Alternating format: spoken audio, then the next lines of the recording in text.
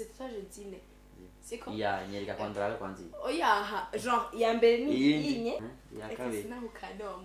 Ura ukanibiki weye. Wambariye hama. Unaweza ukana mindo jinga kugo usugi wakura kurambesha kandi atani sugi. Yo. Nyereki ya kabiri kwanza ndabe ko ari umuhungu yo resista. Kuboko. Ntabimba byirondoka biri ko sha. Oye uje bino wakwiye ngimba byirondoka. Wazimba byirondoka iyo bote natsiriwa kwanza ukuye ni muzu. Nizi ngene uri sexy deja umuhungu abafuye. Ahosha.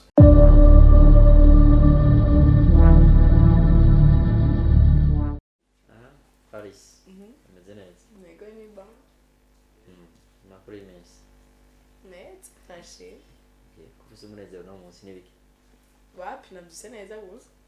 Friday. Ni vendredi.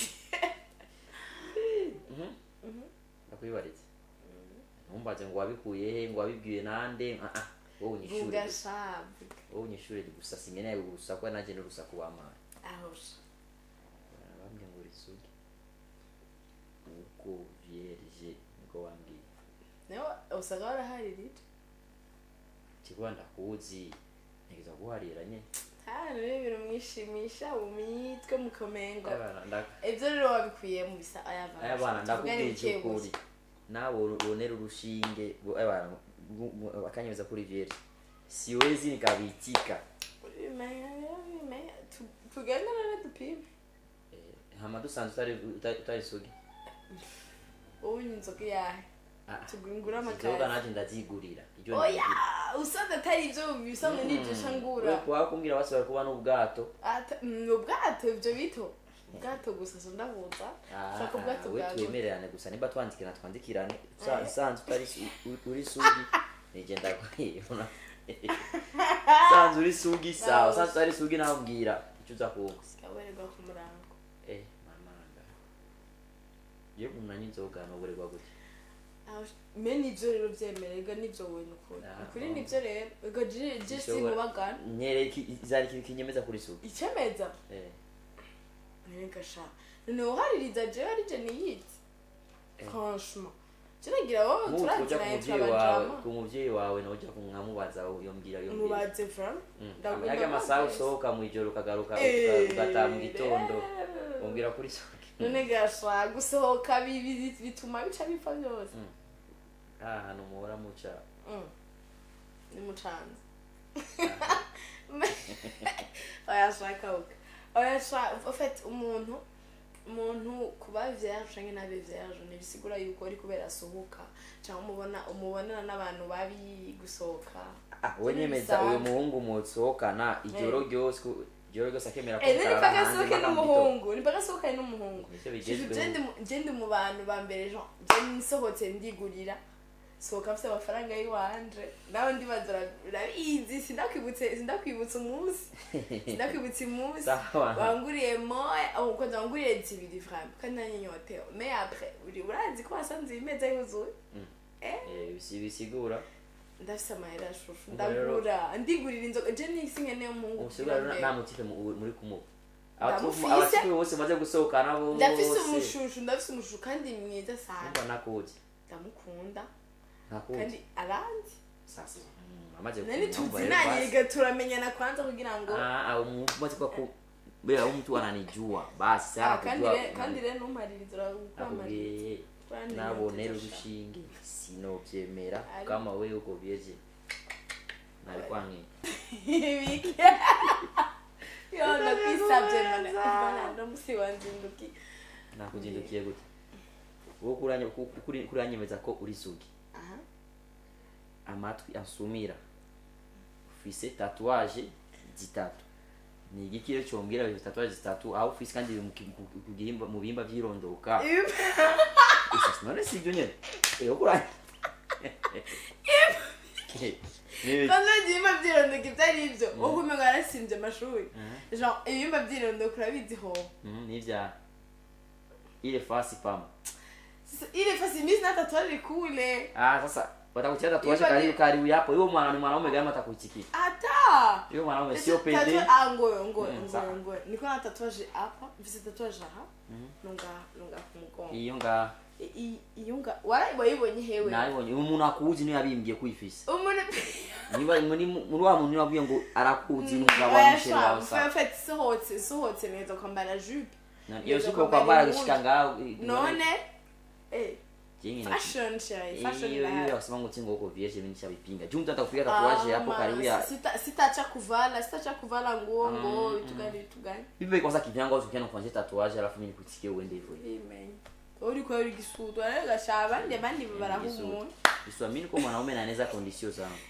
ungine silence na Mungu yote tatuaje ngao sio hata kwa analewa yaye lazima tu ashimamishe afu mwambie ngo tingo ko vieje tamisi zika kutikia tabi kwa yaye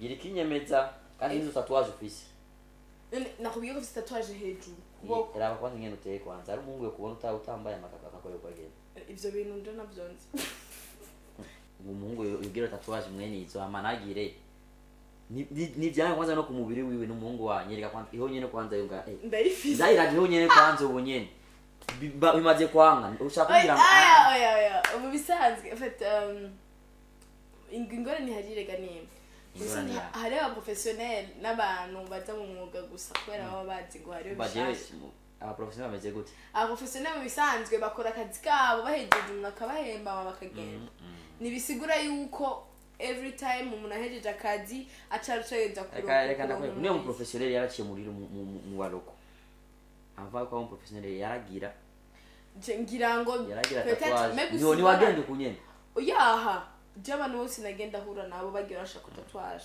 C'est tatouage zirenga c'est tatouage zine. Siko? Ya nyereka kwandara kwanzi. Oyaha genre ya mbere ni inye. Ya kabiri. Sina ukana wa muntu. Uraukana ibiki? Weye. Wasangariye. Hama. Unaza ukana mindo ngakubwo busugi wakura kurambesha kandi atani sugi. Yo. Nyereki ya kabiri kwanza. Ndabe ko ari umuhungu yo resista. Kuboko.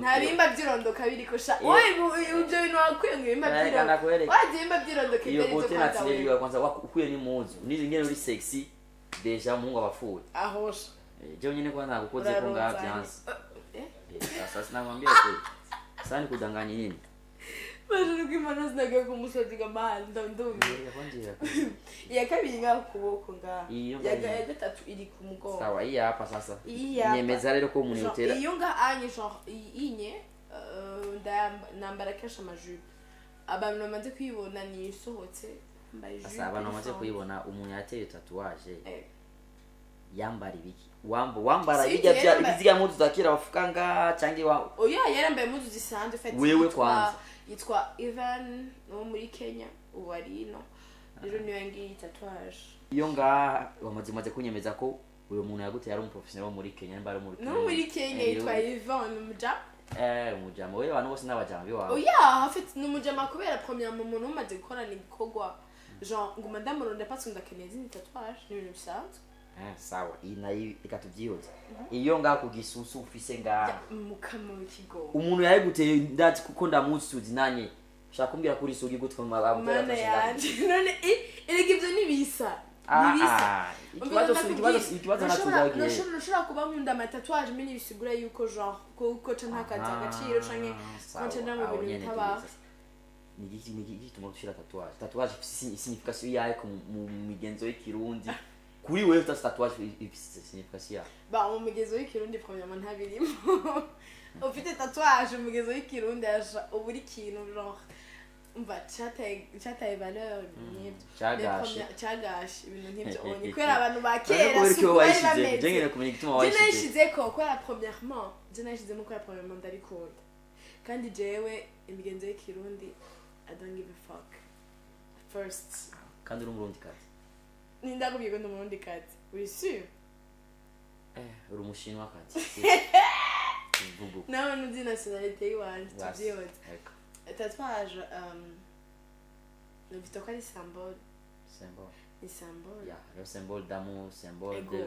warababaye mu buzima oya en fait tatouage de Mfise jewe de la signification genre ya mbere nashize ko niyo nga gituza genre nashize ko couronne like peut-être dinashoboye guca mu bintu genre bikomeye bigoye ibintu nk'ibyo genre nashatse gushira ko iyi truc kubera jewe ndiyizi narabiciyemo kandi gushika nuno munsi narashoje nko kubirengana na jewe ababonye ko kura convaincre ukebo ndikunda bien sûr tatouage yose bashira ko yose ifise impamvu n'udushira ko ona mu mutwe w'umuntu ifoto y'umuntu sigo ko umuntu yamaze kumumarka sawa abonye tatouage umukobwa ashyize tatouage ya visage y'umuhungu bakundana cyangwa y'izina ry'umuhungu bakundana bigashika agaheba nka jewe par exemple wewe ufite tatouage y'umuntu umuhungu izina ryiwe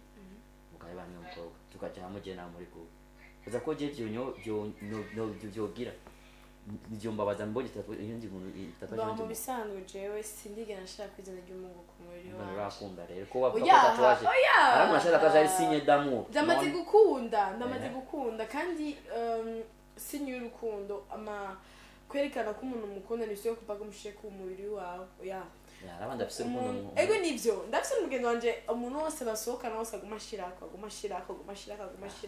me nandi ndi nje navyonzi peut-être arakunda aguma kumusukunda cyane rero haje ndabakunda gose gusa umunsi ndo mushirako ku mubiri wanje bisigura yuko naho nzoronka uwundi akurikira ujya rijya zina nzobanda rifise kandi nzorigenda na fièrement donc nzoba ndi fier ko mfise igata tatouage tugahebana nawe nkaro nkundi ndose uwundi nzombwira ati uyu nimba ndamufise ku mubiri wanje ni kubera yarasize ikintu umutima genre passage yiwe sindopfa ndayibagiye sindigera shaka izina ry'umungu kuri jewe mais ni musi nzoshirako ndabisubiyemo en fait uwo muntu azoba ahantu yoba yaraciye hose umutima wanje genre ipave yoba yarashizemo sinzokwigera ndaribuza abantu kuri campo nzobabwira baceho me harundi umuntu yaciye imbere yanyu sindopfa ndamibagiye